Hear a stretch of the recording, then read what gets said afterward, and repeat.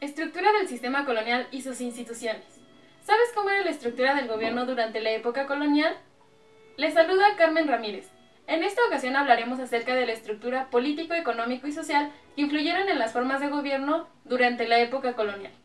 Para comenzar, es importante que tengamos en cuenta que el dominio español comprendió desde el sur de Estados Unidos hasta la Tierra de Fuego, abarcando territorios de Centro y Sudamérica. Desde el comienzo, España centralizó todo lo relacionado a la administración de sus colonias que poseía tanto en América como en Asia, teniendo a la cabeza al rey, quien era asesorado por el Consejo de Indias y que tenía a su cargo tanto lo relacionado con España como lo de América. En esa época, España era regida por una monarquía absolutista y las instituciones se crearon para gobernar las colonias. Desde España se crearon las leyes, formas de gobierno y las autoridades. En España la administración se dividía en dos, el Consejo de Indias y la Casa de Contratación. El Supremo Real Consejo de Indias. Fue fundado en 1511 y renovado en 1524 por Carlos V. Era el órgano más importante de la administración indiana y asesoraba al rey en las funciones ejecutivo, legislativo y judicial.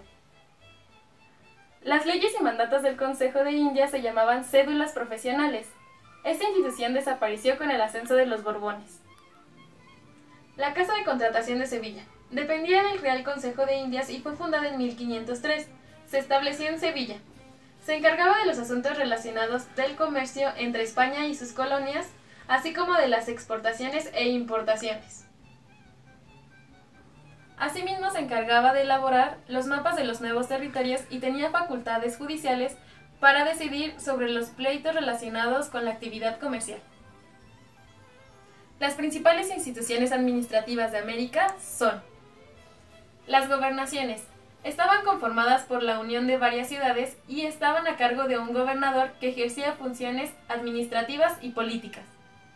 Real Audiencia. Supremo Tribunal de Justicia durante la época colonial. Fue un organismo político-administrativo que residía en las principales ciudades de América. Formado por 4 oidores magistrados. Era tribunal de primera instancia en algunos casos y de apelación de las sentencias de los jueces inferiores. Protegía a los indígenas y fiscalizaba a los virreyes y gobernadores. El virreinato era el órgano político-administrativo más importante de la América española, en el que se designaba a un virrey para que gobernase en nombre de la corona española. El virrey poseía atribuciones administrativas, militares, judiciales y financieras. El cabildo era principal autoridad de cada ciudad y sancionaba de dos formas: ordinaria y abierta. Cabildo ordinario. Se reunía únicamente con los miembros que pertenecían a él. Cabildo abierto. Participaban los habitantes y los mandatarios. Funciones del cabildo. Se encargaba del aseo de las calles, plazas, paseos, servicios públicos como el agua potable, higiene de la ciudad, y también se preocupaba por el estado de las cárceles. Llevaba el control de calidad, precios de los alimentos, de otros artículos y servicios esenciales para la comunidad, entre ellos la medicina y la farmacia. Poseía atribuciones judiciales. También se ocupaba de la policía local, reclutando hombres para proveer la defensa de la ciudad o de su territorio cuando fuese necesario.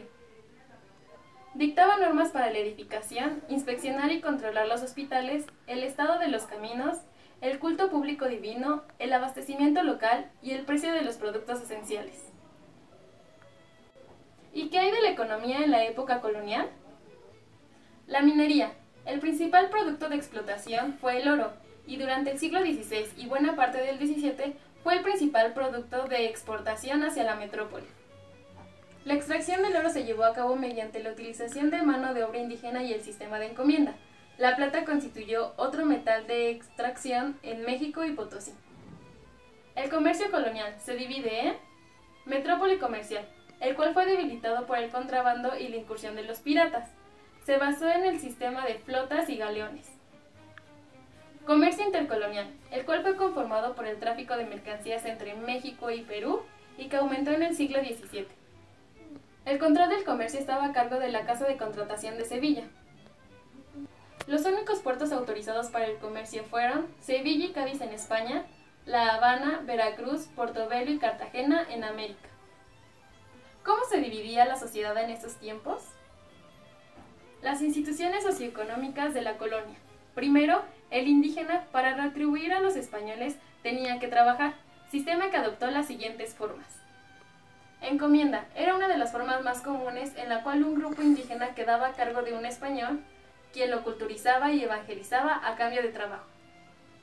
Mita era el sistema de trabajo por turnos en el cual un grupo de indígenas trabajaba por un tiempo y luego era reemplazado por otro grupo de indígenas.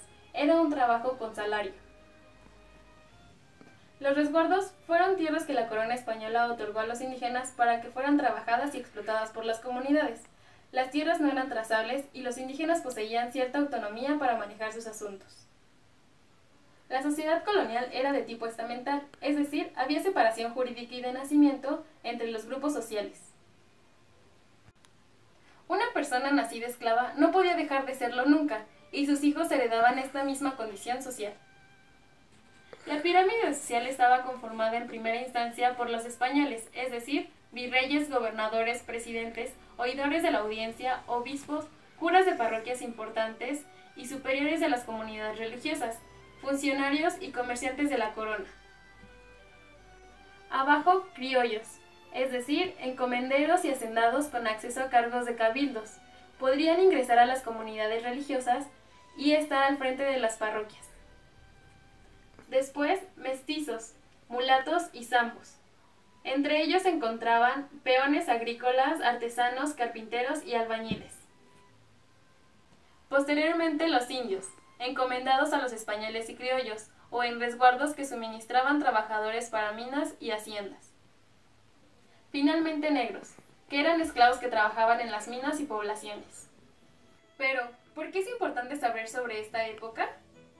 La importancia de la colonia es determinante para la historia de nuestro país como nación independiente, como para la historia de todo Occidente, ya que a partir de ese momento América entró a formar parte del mundo que hasta entonces conocían los europeos. Además, las formas de gobierno fueron determinantes para la conformación de las sociedades que se han modificado a lo largo de los años. Ahora la tarea es tuya. Espero que este video te haya servido para clarificar las formas de gobierno que surgieron en esa época y que puedas identificar cada una de las características político, económico y social que plasmarás en un organizador gráfico de tu elección, ya sea mapa conceptual, mental o esquema. Asimismo, en equipo de 4 personas elaborarán un cuadro de doble entrada identificando y reflexionando sobre las características principales que se solicitan en el formato, mismo que será expuesto para ser compartido ante los compañeros. Hasta la próxima.